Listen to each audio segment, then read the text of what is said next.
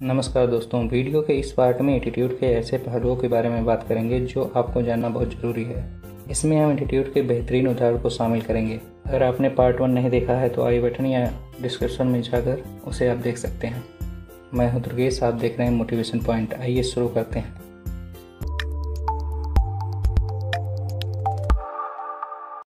आपको इस बात को स्वीकार करना ही होगा कि आपकी लाइफ में आने वाली हर सिचुएशन में आपका एटीट्यूड मैटर करता है।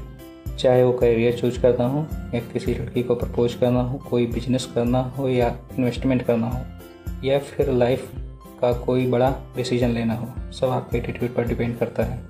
अगर आपको यकीन ना हो तो आप 3 इडियट मूवी के राजू रस्तोगी की इंटरव्यू सीन को देखें और समझें कि किसी जॉब इंटरव्यू में एटीट्यूड का कितना बड़ा रोल होता है। मैं उम्मीद करता हूँ आपने 3 इडियट मूवी ज़रूर देखी होगी, और नहीं देखी है तो आज ही देख लें। मूवी के एक सीन में राजू जब इंटरव्यू के लिए व्हील चेयर पर जाता है तो इंटरव्यूअर राजू से पूछते हैं कि क्या हो गया आपको। राजू जवाब देता है, वो सामने वाली बिल्डिंग देख रहे हैं सर, मैं उसके 3rd फ्लोर से कूद गया था सुसाइड करने के लिए। हम सभी जानते हैं कि सुसाइड अटैम्प्ट करना बुज़दिलों का काम है और ये किसी भी पर्सन के लिए बहुत बड़ा नेगेटिव पॉइंट होता है। और इंटरव्यू में कोई भी आदमी अपने नेगेटिव पॉइंट नहीं बताता क्योंकि इससे रिजेक्शन के चांसेस बढ़ जाते हैं। वो ये भी बोल सकता था कि उसका एक्सीडेंट हो गया था, लेकिन उसने बहुत फ्रैंकली बता दिया कि उसने सुसाइड करने की कोशिश की थी। ये क्या है? ये एटीट्यूड है। और राजू ने इंटरव्यू में पूछे गए हर सवाल का जवाब एक अलग एटीट्यूड से दिया। जब उन्होंने राजू से पूछा उसने सुसाइड अटैम्प्ट क्यों किया, तो उसने जवाब दिया, मुझे कॉलेज से रेस्टिकेट कर दिया गया था। कॉलेज से रेस्टिकेट होना कोई गर्व की बात नहीं है, ये तो बहुत बड़ा नेगेटिव पॉइंट होता है, लेकिन उसने बता दिया।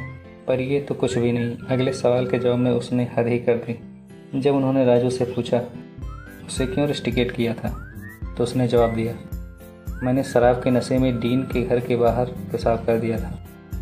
अब आप ही बताइए कि इंटरव्यू में कोई ये कहेगा कि वो शराब भी पीता है और शराब के नशे में ऐसे उल्टे सीधे काम करता है।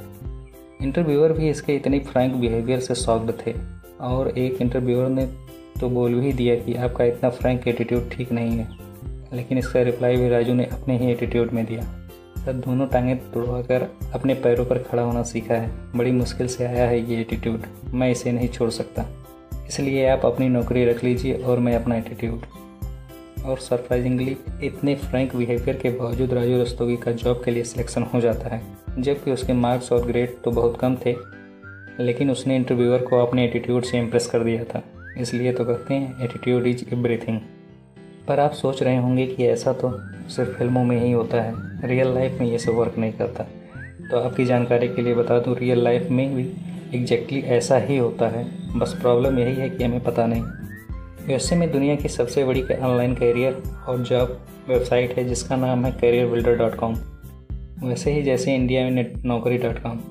careerbuilder.com की टीम ने सन 2011 में एक सर्वे किया था। उन्होंने अमेरिका की 2600 कंपनियों के HR मैनेजर से सवाल पूछा कि वे कैंडिडेट के इंटरव्यू में किस आधार पर चुनते हैं।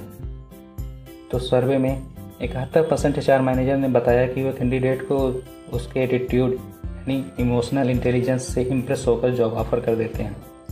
मुंबई के टॉप इंस्टीट्यूट केसी कॉलेज के साइंस डिपार्टमेंट के retired dean doctor Jagdish Soni से जब यह प्रश्न पूछा गया, आप साइंस डिपार्टमेंट के डीन रह चुके हैं तो आपने कई प्रोफेसर का इंटरव्यू लिया होगा, तो आप किसी प्रोफेसर को रिक्रूट करने के लिए इंटरव्यू में क्या क्वेश्चन पूछते थे। तो डॉक्टर सोनी ने बताया कि उन्होंने सैकड़ों प्रोफेसर का इंटरव्यू लिया, लेकिन किसी भी इंटरव्यू में उन्होंने कभी भी सब्जेक्ट से रिलेटेड कोई क्वेश्चन नहीं पूछा। वो सिर्फ कैंडिडेट का एटीट्यूड चेक करते थे।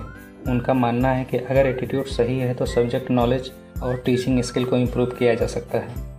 उन्होंने कहा कि मैं इस प्रकार के प्रश्न से कैंडिडेट का एटीट्यूड चेक करता हूँ, जैसे अगर कॉलेज का टाइम 10 से 4 है लेकिन मैं 8 बजे कॉलेज आता हूँ और 6 बजे घर जाता हूँ, तो आप कितने बजे कॉलेज आएंगे और कितने बजे घर जाएंगे। डॉक्टर सोनी ने कहा कि अगर कोई कैंडिडेट ये रिप्लाई करता है कि मैं आपसे पहले कॉलेज आऊँगा और आपके बाद घर जाऊँगा, तो वो उसे रिक्रूट कर देते थे, क्योंकि इससे पता चलता था कि उसमें उत्साह है और टीचिंग उसका पैशन है। अगर कोई ये कहता था कि मैं कॉलेज के टाइमिंग के हिसाब से आऊँगा, तो उसे रिजेक्ट कर देते थे। तो चाहे इंटरव्यू में सिलेक्ट होना हो या अपनी जॉब में सफल होना, या आनंद कुमार, विराट कोहली और मोहम्मद अली की तरह अपने फील्ड में चैंपियन बनना हो, सब कुछ आपके एटीट्यूड पर डिपेंड करता है। जो स्टोरी अब मैं आपको लोगों के साथ शेयर करने जा रहा हूँ, उसको देखने के बाद आप भी कहेंगे एटीट्यूड हो तो ऐसा। मिशेल ओबामा का नाम आपने ज़रूर सुना होगा। मिशेल ओबामा यूएसए के फॉर्मर प्रेसिडेंट बराक ओबामा की वाइफ हैं। एक दिन प्रेसिडेंट ओबामा और मिशेल ओबामा ने बाहर जाने का प्लान बनाया। वे दोनों एक रेस्टोरेंट में गए। जब रेस्टोरेंट के ओनर को पता चला कि वो इतनी महान शख्सियत उनके रेस्टोरेंट में आ रही है, तो वो खुद उनकी सेवा के लिए खड़ा हो गया। उसने ओबामा और उनकी वाइफ का बहुत अच्छे से वेलकम किया और एक स्पेशल डाइनिंग टेबल पर बिठाया और खुद खाने का ऑर्डर लिया। किचन में ऑर्डर देने के बाद रेस्टोरेंट का ओनर फिर से ओबामा और मिशेल के पास आ गया। फिर उसने प्रेसिडेंट ओबामा से पूछा कि अगर उन्हें कोई ऑब्जेक्शन ना हो तो मिशेल से पर्सनली कुछ देर बात करना चाहता है। ओबामा ने कहा, वाई नॉट, आप आराम से बात कीजिए। हालांकि ओबामा भी सोच में पड़ गए कि ऐसी क्या बात है जो उनके सामने नहीं करना चाहता। फिर मिशेल और रेस्टोरेंट ओनर दोनों ने अकेले में कुछ देर तक बात की और मिशेल वापस आकर डाइनिंग टेबल पर बैठ गई। प्रेसिडेंट ओबामा ने बड़े एक्साइटेड होकर अपनी वाइफ से पूछा कि रेस्टोरेंट के ओनर ने उनसे क्या कहा। मिशेल ने जवाब दिया, उसने कहा कि वह मेरी स्कूल में पढ़ता था और मुझे बहुत लाइक करता था। आज मौका मिला तो मुझसे ये बात शेयर की। ओबामा इस बात पर हंस पड़े और मजाक मजाक में बोले, काश तुमने शादी की होती तो तुम आज इस रेस्टोरेंट की मालकिन होती। लेकिन इस बात पर मिशेल ने जवाब दिया। उसको सुनकर प्रेसिडेंट ओबामा के भी होश उड़ गए। मिशेल ने कहा, नहीं, ऐसा बिल्कुल नहीं होता। मैं इस रेस्टोरेंट की मालकिन नहीं बनती, क्योंकि अगर मैं उससे शादी करती तो वो अमेरिका का प्रेसिडेंट बनता। क्यों, है ना कमाल का एटीट्यूड? इसीलिए तो मैंने कहा था कि एटीट्यूड हो तो ऐसा। दोस्तों, हमें जीवन में समय समय पर मोटिवेशन की ज़रूरत पड़ती है। खुद को मोटिवेट करने के लिए इस चैनल को सब्सक्राइब करें। ये वीडियो आपको कैसा लगा, लाइक और कमेंट करके ज़रूर बताएं। जय हिंद दोस्तों।